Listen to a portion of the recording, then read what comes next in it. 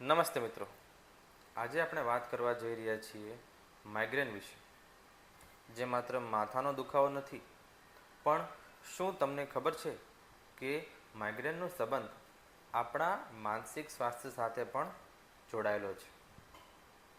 Migraine શું છે? Migraine એક ન્યુરોલોજિકલ સ્થિતિ છે, જેમાં ધબકારા જેવા માથાના દુખાવા, ઉલટી, લાઇટ અને અવાજથી તકલીફ જેવી સમસ્યાઓ જોવા મળે છે. કારણ કે આ એટલું ગંભીર હોય છે કે વ્યક્તિ દૈનિક જીવનમાં કાર્ય કરી શકતો નથી. હવે આના સાયકેટ્રિક પાસાઓ વિશે જોઈએ.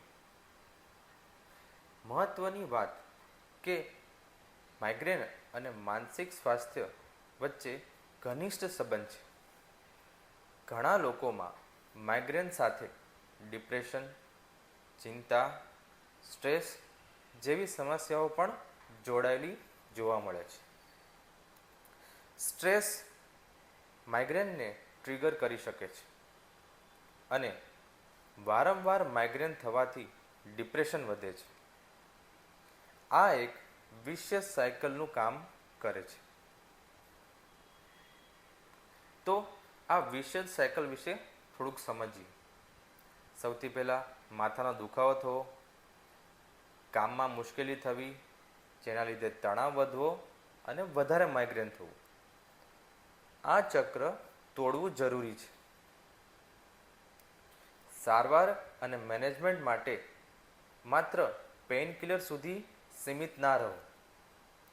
એક સારા મેનેજમેન્ટ માટે સમાવેશ થાય છે યોગ્ય દવાઓ, stress management, sleeping pattern, counselling, therapy અને અમુક કેસમાં માનસિક દવાઓનો પણ મદદ કરી શકે છે. તો આની સમજ અને સપોર્ટ કેવી રીતે રાખી શકીએ?